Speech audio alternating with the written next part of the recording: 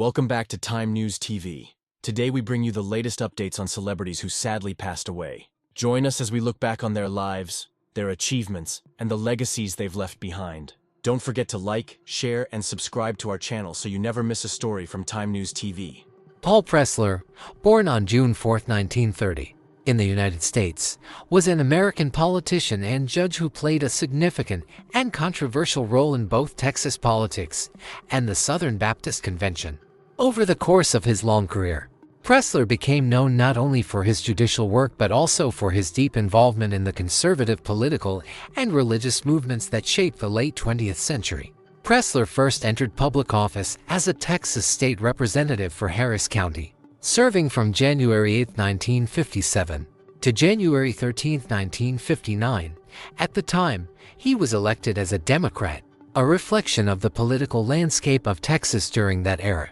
Decades later, in 1982, he formally switched to the Republican Party as part of a broader political realignment taking place across the American South. His judicial career began in 1970 when he was appointed judge of the 133rd Judicial District in Harris County, a position he held for 8 years. In 1978, he ascended to the Texas 14th Circuit Court of Appeals, where he served until 1992.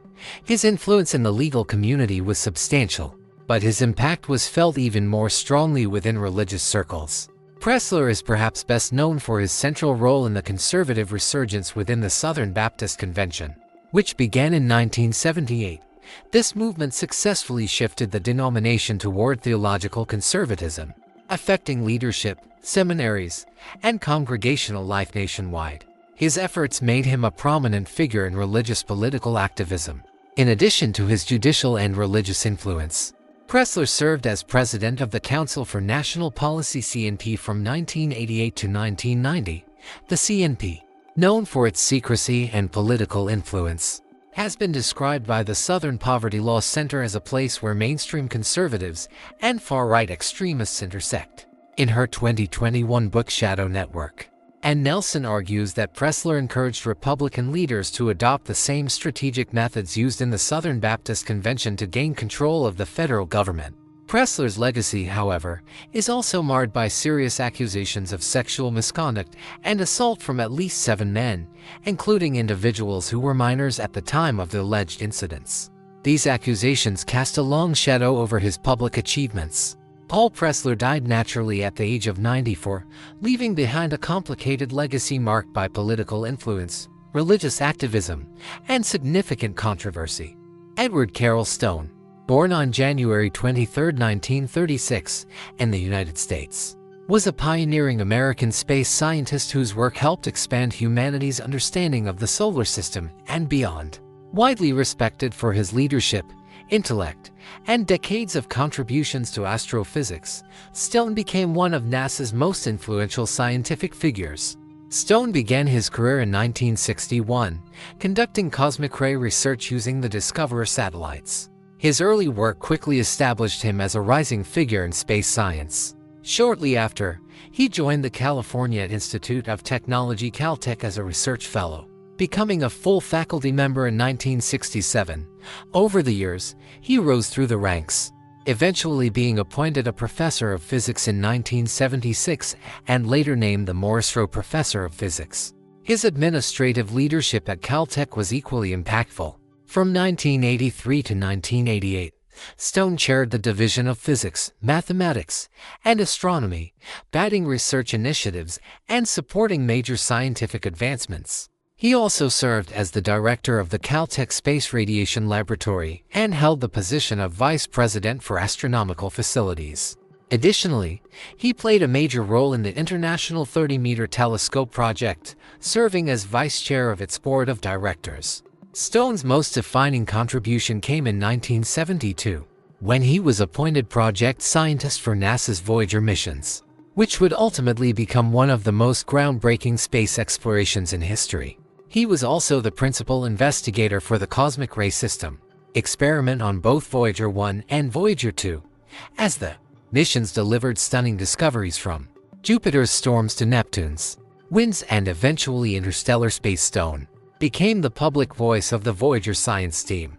His clear communication and enthusiasm for discovery made him one of the most recognizable scientists of the 1980s.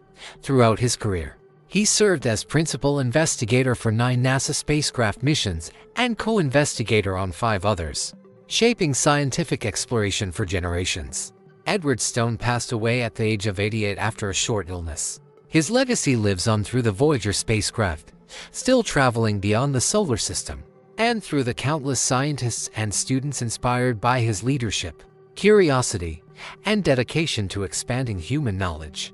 Michael Lovell, born on March 20, 1967, in the United States, was a distinguished American engineer, inventor, and academic administrator whose career left a profound impact on higher education and scientific innovation. Best known for serving as the first lay president of Marquette University, Lovell led the institution from 2014 until his death in 2024. His presidency marked a historic shift for Marquette, which had been led exclusively by Catholic clergy since its founding. Yet Lovell embraced the Jesuit mission wholeheartedly, becoming a respected and transformative leader within the university community. Before his tenure at Marquette, Lovell built an impressive academic career. He joined the University of Wisconsin-Milwaukee UWM in 2008 as Dean of the Engineering School, later serving as interim chancellor after Carlos E. Santiago's departure, and ultimately becoming the 8th chancellor of UWM in 2011. His leadership brought major research expansions, new academic programs, and strengthened partnerships with local industries and government agencies. Prior to UWM, he was a professor and associate dean for research at the University of Pittsburgh's Swanson School of Engineering. A prolific scholar, Lovell published over 100 engineering journal articles, contributed to numerous book chapters, and co-authored the textbook Tribology for Scientists and Engineers. His research attracted nearly $30 million in grants, supporting advancements in materials science, manufacturing, and energy technologies. He was awarded 7 U.S. patents and held 14 provisional patents, underscoring his dedication to innovation. In 2013, he was inducted into the National Academy of Inventors, one of the highest honors for academic researchers. Lovell's presidency at Marquette began on July 6, 2014, and he was inaugurated on September 19 of that year. Under his leadership, the university experienced significant growth in research, student success initiatives, community engagement, and campus development. He was widely admired for his compassion, humility, and commitment to Jesuit values, especially service and care for others. Michael Lovell passed away at the age of 57 from sarcoma, leaving behind a legacy defined by visionary leadership, scientific achievement, and a deep devotion to education. His contributions continue to resonate across the academic and scientific communities he served so passionately.